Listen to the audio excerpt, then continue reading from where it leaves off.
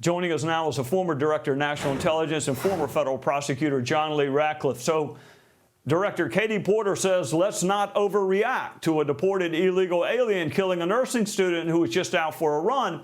I have a feeling most Americans definitely think we should react to this. So what do you think? I think most Americans are right, and I think the polls show that it's not just the economy anymore as they consider an upcoming election. It shows that most Americans care about what's happening at the border, they care about immigration, and they care about crime in this country. And that really does underscore why Congresswoman Katie Porter's comments are so out of touch and so tone deaf.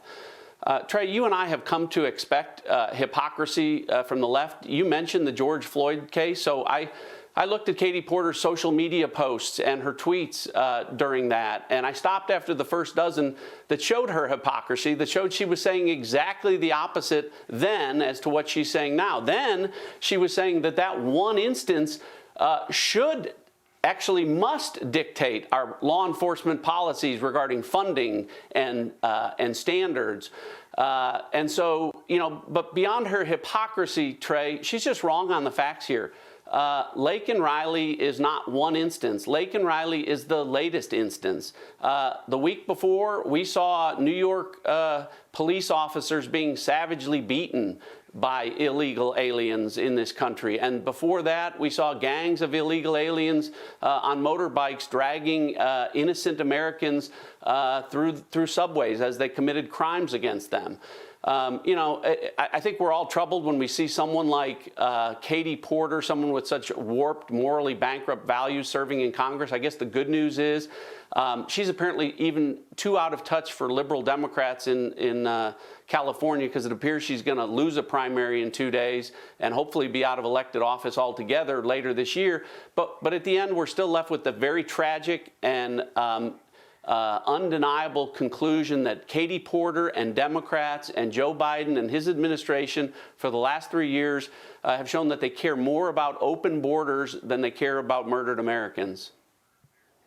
You mentioned Joe Biden. Let's listen to him, and I'll ask you a question on the other side. It's time to act. It's long past time to act.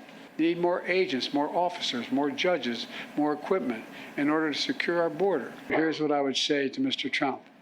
Instead of playing politics with this issue, instead of telling members of Congress to block this legislation, join me, or I'll join you in telling the Congress to pass this bipartisan border security bill. He's had 3 years, and it is Congress's fault or Donald Trump's fault, but he says it ain't my fault. What do you say? Well, it's hard to listen to that. It's just so dishonest and disingenuous. But at the same time, I'm past getting angry at Joe Biden.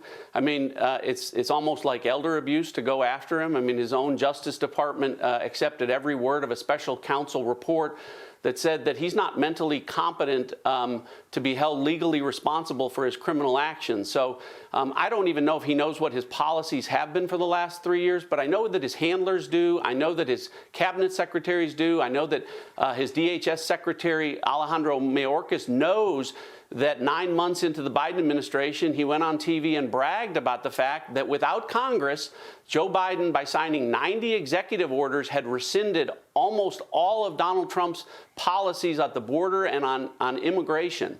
So, I think that reflects just how poorly this administration has addressed this. Trey, as DNI, during the transition, I shared with the Biden team our intelligence about how Remain in Mexico and the cooperation of the Mexican government at Donald Trump's request had secured our border and had taken illegal crossings down to an average of 1,000 per day for the entire year of 2020. As you know, Trey, we now have a 900% increase in that. We now have 10,000 illegals on average coming through on certain days in this country. And as a result, the entire country is suffering as a result of that. And unfortunately, great Americans like Laken Riley are being killed as a direct result of those policies. He didn't need Congress to change all that. And, we don't need Congress to fix this problem. We need a strong American president that we don't have right now.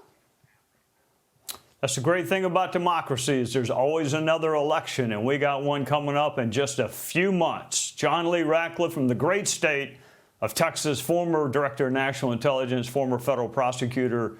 Thank you so much for joining us on a Sunday night. Great to see you. Hey, Sean Hannity here. Hey, click here to subscribe to Fox News YouTube page and catch our hottest interviews and most compelling analysis. You will not get it anywhere else.